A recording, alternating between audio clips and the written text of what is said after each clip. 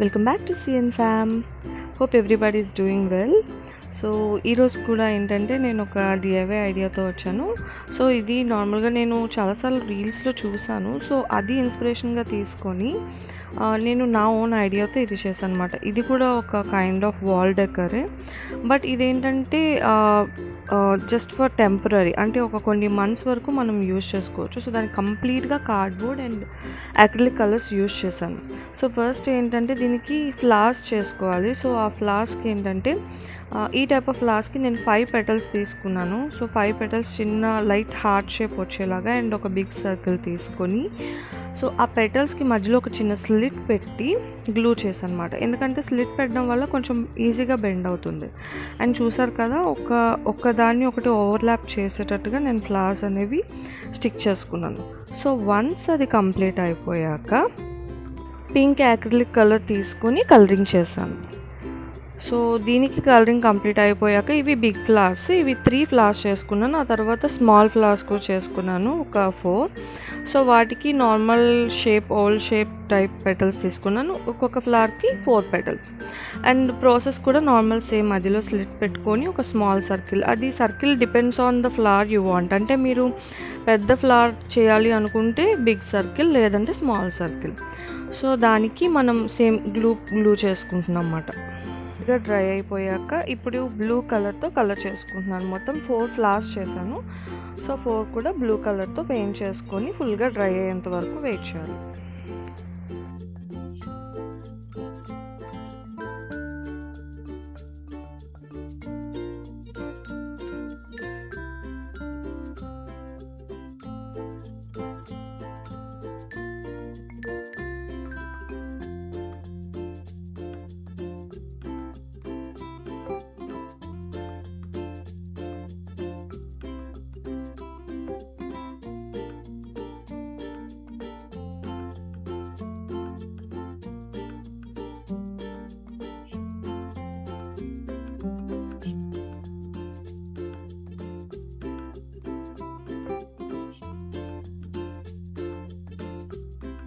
So next మనకు కావాల్సినవి leaves. So దీనికి కూడా కార్డ్బోర్డ్ యూజ్ చేశాను. సో 6 leaves నేను కట్ చేసుకున్నాను.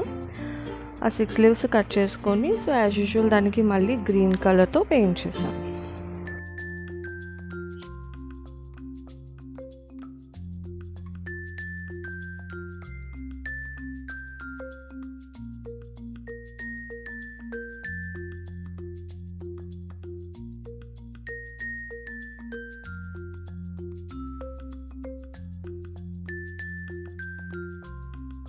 వన్స్ ఇది కంప్లీట్ అయిపోయాక మొత్తం అన్ని ఫ్లవర్స్కి, లీవ్స్కి కూడా మనకి అవుట్లైన్ హైలైట్ అయ్యేలాగా గోల్డ్ కలర్ పెయింట్ తీసుకొని ఆ గోల్డ్ కలర్ మొత్తం బార్డర్స్ అన్నిటికీ కూడా నేను పెయింట్ చేశాను.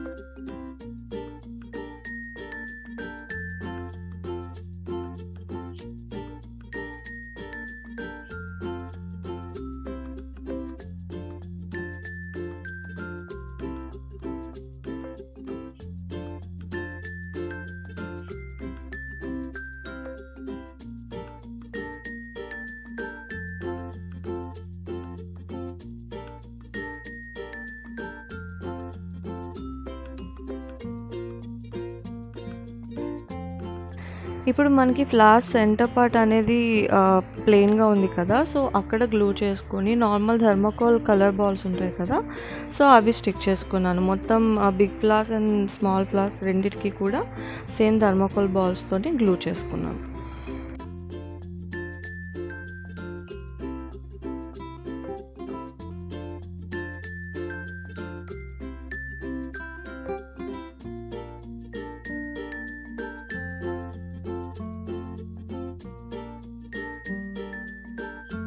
సో ఇవన్నీ డ్రై అయిపోయాక ఇప్పుడు ఫైనల్ అరేంజ్మెంట్. సో అరేంజ్మెంట్కి నేను ఒక కార్డ్బోర్డ్ తీసుకున్నాను. సో అది ఏంటంటే ఎగ్జాక్ట్ పర్ఫెక్ట్ షేప్ ఉండాలని అవసరం లేదు.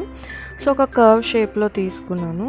సో దీనికి ఫస్ట్ యాక్చువల్లీ నేను హాట్ గ్లూతో స్టిక్ చేశాను, కానీ అది అంత బాగా వర్కౌట్ అవ్వలేదు. సో దీనికి కూడా నేను ఫెవికాల్ యూజ్ చేశాను. సో సో అంటే హాట్ గ్లూ అయితే కొంచెం వెంటనే డ్రై అయిపోతుంది, మొత్తం ఫ్లవర్ అంతా స్టిక్ అవ్వట్లేదు. సో ఫెవికాల్ యూస్ చేసి నేను ఇప్పుడు చూస్తున్నట్లుగా ఒక్కొక్కటి ఫ్లవర్స్ నీట్గా అరేంజ్ చేశాను. సో మొత్తం కంప్లీట్ అయ్యాక ఓవర్ నైట్ అంతా అలా డ్రై అవ్వడానికి వదిలేసాను. సో అది అయిపోయాక లుక్ అయితే ఇలా ఉంది. ఇప్పుడు దీన్ని వాల్కి స్టిక్ చేస్తే ఎలా ఉంటుందో ఒకసారి చూద్దాం.